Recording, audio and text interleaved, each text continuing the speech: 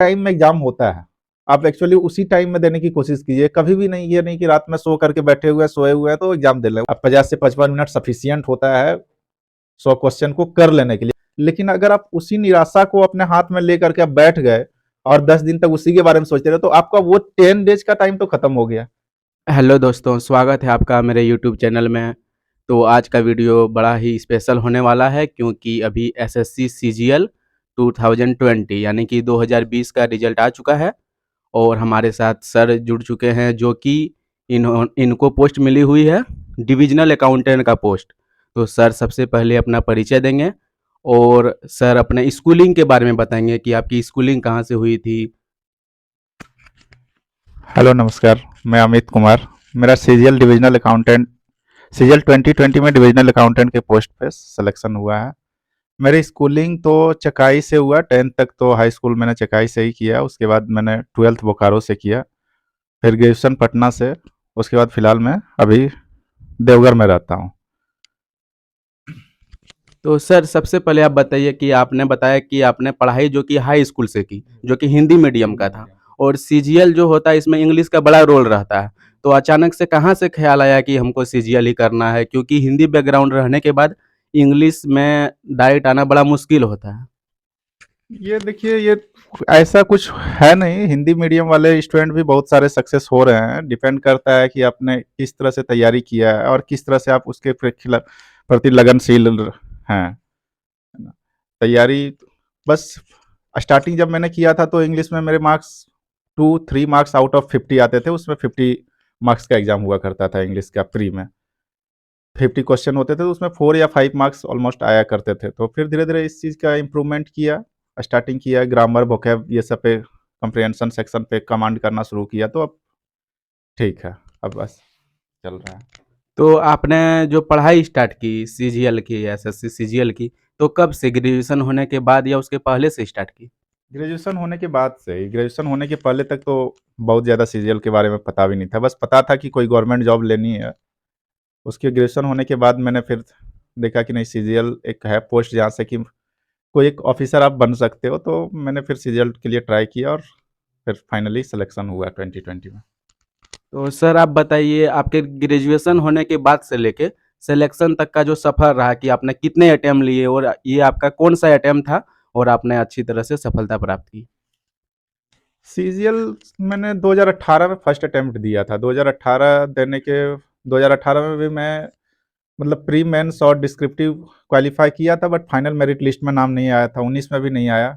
19 में भी pre mains और डिस्क्रिप्टिव तक क्वालिफाई किए थे, बट फाइनल सिलेक्शन जो हुआ वो नहीं हुआ था।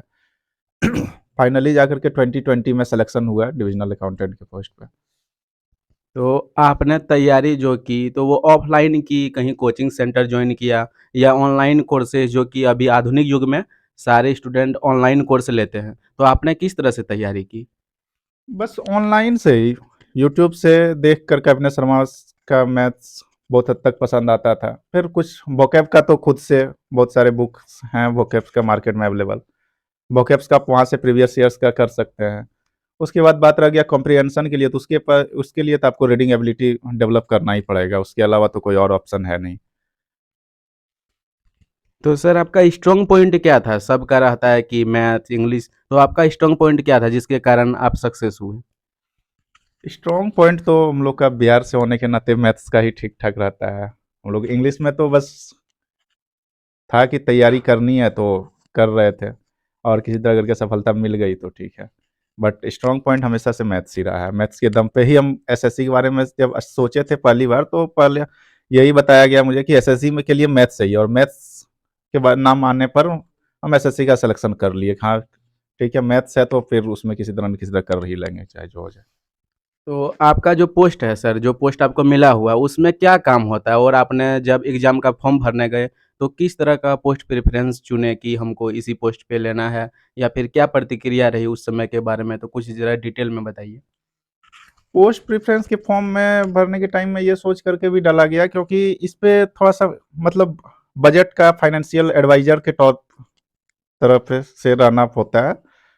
पूरी सही से तो काम का बहुत ज़्यादा नॉलेज नहीं है इस सेक्टर का, लेकिन जहाँ तक मैं और दोस्त लोग और फ्रेंड लोग से सुना हूँ कि कुछ फाइनेंशियल एडवाइज़र वगैरह का रहता है और अकाउंटेंट का काम होता है। तो फिर ऑफ़िशियली वर्क के लिए मैंने इस पोस्ट को प्रेफ़र किया, फाइनली सिलेक्शन हुआ इस पे। अच्छा, तो फिर ये आप जब फॉर्म भरें, उसके बाद इसमें 2 एग्ज़ाम होता है, पीटी और मेंस। तो पीटी में और मेंस में आपका कितना मार्क्स आया? और फिर उसके बाद भी एक होता है डिस्क्रिप्टिव पेपर, तो उसके लिए आपने तैयारी कैसे की? तो आप ज़रा मार्क्स के बारे में बताइए पीटी मेंस का, और डिस्क्रिप्टिव को लेकर हमारे ऑडियंस को बताइए। मेरा प्री में 165 मार्क्स था, मेंस में मैथ्स में मेरे 177 था और इंग्लिश में मेरा 120 171 था। डिस्क्रिप्टिव का तैयारी के लिए आपको जहाँ तक है कि आपको लिखना तरीका सोचना पड़ेगा कि हम किस तरह से लिखना चाहते हैं। कोई भी टॉपिक पे आप जब तक आप लिखना नहीं स्टार्ट करोगे तब तक कोई उम्मीद नहीं है कि आप बहुत ज़्यादा स्कोर कर पाओगे। और दूसरा चीज़ है कि डिस्क्रिप्टिव का ये भी है थोड़ा-सा, वहाँ पे ये प्रॉब्लम भी हो रहा है, किसी-किसी का अच्छा मार्क्स आ रहा है, किसी का लिखने के बावजूद भी मार्क्स उतना सही नहीं आ रहा है। इस साल तो डिस्क्रिप्टिव का हालत ख़राब ही रहा था, लेकिन बट ठीक है, अगर आप सही से प्रिपरेशन करते हो, अब तो डिस्क्रिप्टिव हट भी गई है, तो डिस्क्रिप्टिव का अब तो कोई है टेंशन नहीं। लेकिन अगर सही से करते हो तो चल सकता है। तो फिर आपका तैयारी के दौरान आपने फॉर्म डालने से लेकर जब एग्ज़ाम देने गए, तो क्या किसी तरह का मॉक टेस्ट देते थे ऑफ़लाइन या ऑनलाइन? हाँ, ऑनलाइन देता था, बट ऑनलाइन का नाम प्रेफर करना यहाँ पे सही नहीं रहेगा, बट ऑनलाइन मॉक टेस्ट मैंने देता था बहुत सारा, जो प्लेटफॉर्म का था उस चीज़ का, जहाँ भी आपको फ्री जहाँ से मिल जाए वहाँ से आप देते रहिए। फ्री मॉक टेस्ट सबसे बेस्ट मॉक टेस्ट होता है, क्योंकि वहाँ पे नंबर ऑफ स्टूडेंट ज़्यादा होते हैं, तो आपको कंपटीशन का पता चलता है कि आप किस लेवल तक वहाँ पे जा पा रहे हो। और अगर कोई न्यू स्टूडेंट अगर वो एसएससी का तैयारी करना चाहते हैं, लेकिन इंग्लिश का नाम सुनने के साथ ही वो तुरंत बोलते हैं नहीं हमको नहीं करना है, तो वो कैसे स्टार्ट करें? इंग्लिश के लिए अगर स्पेशल वो इंग्लिश पढ़ना चाहे तो कैसे स्टार्ट कर सकते हैं वो? इंग्लिश के लिए तो आप सबसे पहला कि वर्ड पावर स्ट्रॉन्ग कीजिए, क्योंकि इंग्लिश के नाम से डर हमें भी लगता था, बहुत ज़्यादा ही लगता था। आज से जब हम प्रिपरेशन स्टार्ट किए थे तो बहुत ज़्यादा ही डर लगता था, ये सच्चाई है। लेकिन अगर आप वोकैब पे आप कमांड करना शुरू किए, रीडिंग आप देना, मतलब रीडिंग एबिलिटी को आप डेवलप कर लिए, न्यूज़पेपर पढ़िए, जो डेली न्यूज़पेपर आता है, या कोई भी आप पैसेज या मतलब उठा करके पढ़िए और बस समझने की कोशिश कीजिए। जहाँ तक कहाँ तक समझ में आ रहा है, नहीं आ रहा है, ये डिपेंड नहीं करता है आपके ऊपर, लेकिन बस रीडिंग एबिलिटी एक्चुअली डेवलप कीजिए, तभी कुछ पॉसिबल हो सकता है इंग्लिश में। और जितना भी प्रीवियस ईयर, बिकॉज़ कि ट्रेंड हमेशा प्रीवियस ईयर का ही चलता जा रहा है सीजीएल में। तो अब जितना तैयारी आप प्रीवियस ईयर का करते जाएँगे, वही ज़्यादा आपके लिए बेनिफिट हो जाएगा इंग्लिश, क्योंकि प्रीवियस ईयर जितना भी स्ट्रॉन्ग कर लिए, तो वो ज़्यादा सही रहेगा। आपने सर 2018 और 2019 में भी अटेम्प्ट लिया, लेकिन आपको सफलता मिली जाके 2020 में।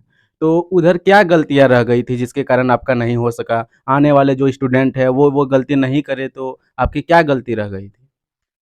कुछ तो गलती बहुत ज़्यादा पता तो नहीं चलता है, बिकॉज़ कि बहुत ज़्यादा मार्क्स के लिए तो कम नहीं हो रहा था, बट हाँ, था कि पहला चीज़ तो 18 में तो कुछ इंग्लिश को लेकर के ही था कि इंग्लिश में नहीं उस तरह से मार्क्स आ पाया था, तो बहुत ज़्यादा। और दूसरा चीज़ है कि 18 में ये भी दिक्कत था कि बहुत ज़्यादा मॉक टेस्ट मैंने नहीं लगाया था।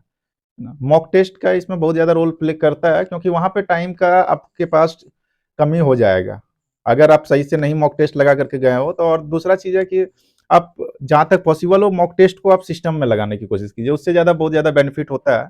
क्योंकि अगर आप मोबाइल में लगा रहे हैं तो इसका और वहाँ पे सिस्टम में थोड़ा-सा कुछ टाइम का फ़र्क तो पड़ ही जाना है। तो 18-19 में शायद मेरे से यही गलती हुआ था।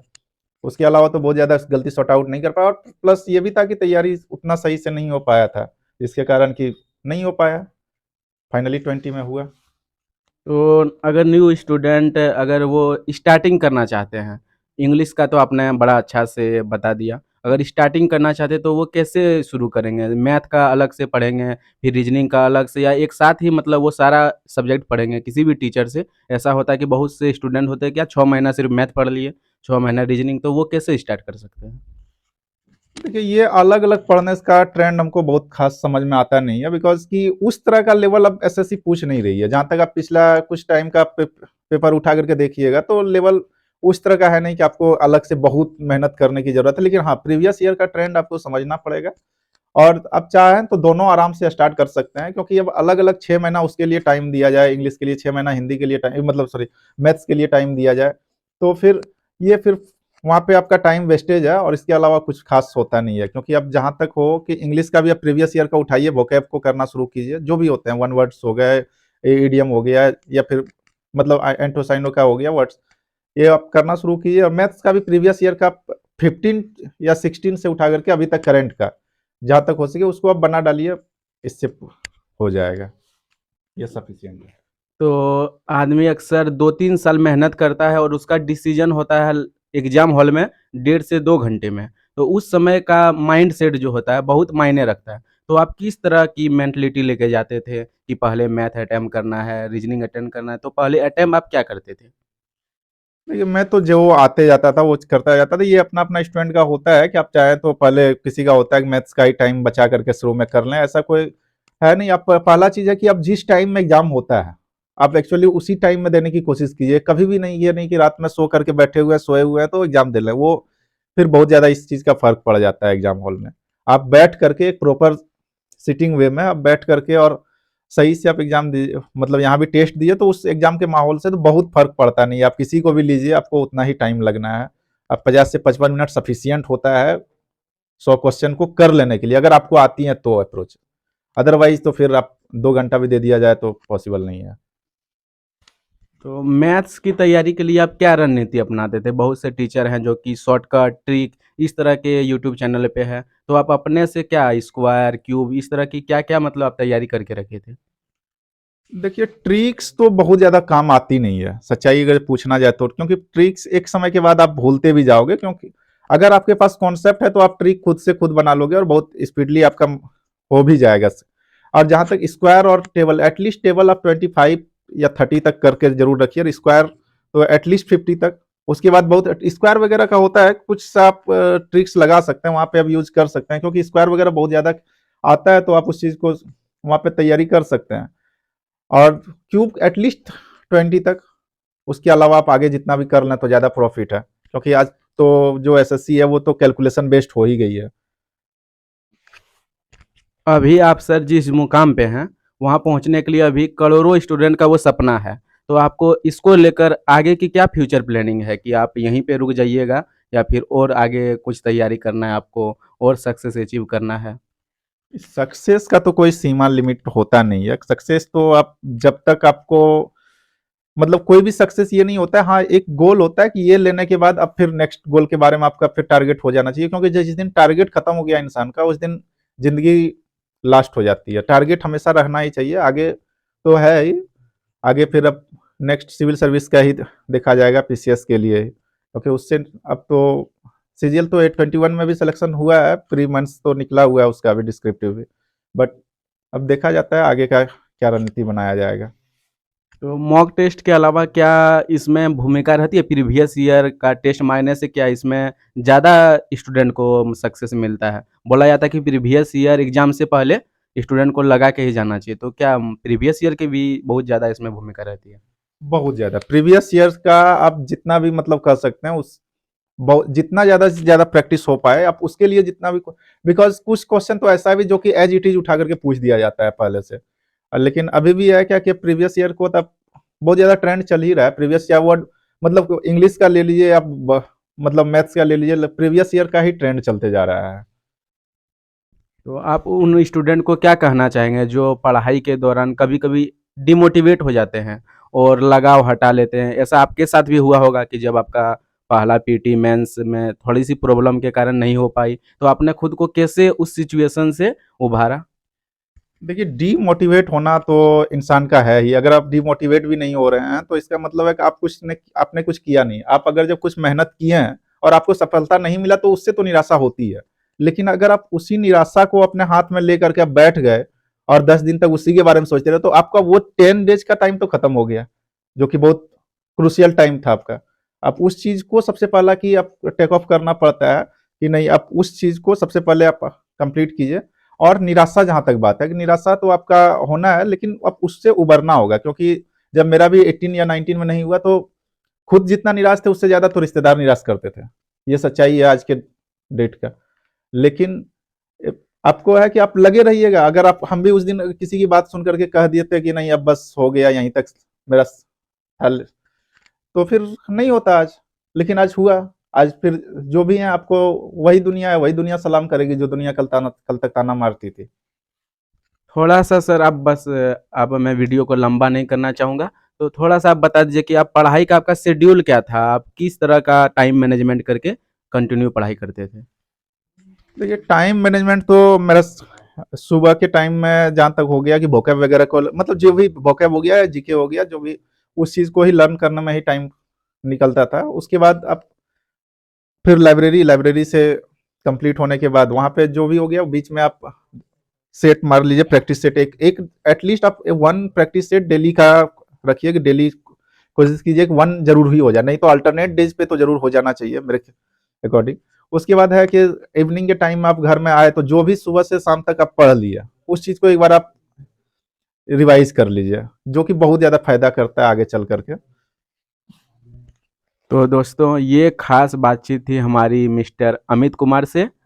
तो आप बताइएगा कमेंट बॉक्स में कि आपको इनके जो इनसे हमारी बातचीत हुई वो आपको कैसा लगा, और इसके अलावा अगर आप मेरे चैनल पे न्यू है तो सब्सक्राइब कर लीजिएगा, और मेरे चैनल के डिस्क्रिप्शन में आपको लिंक मिल जाएगा जिसमें आपको एक गांव का लड़का कैसे स्टेशन मास्टर की पोस्ट पर पहुंचा, वो सारे वीडियो आपको मेरे चैनल में मिलेंगे। तो सर आप मेरे दर्शकों को अपने तरफ से क्या कहना चाहेंगे?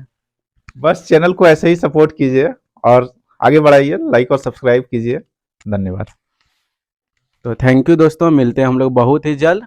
Thank you so much.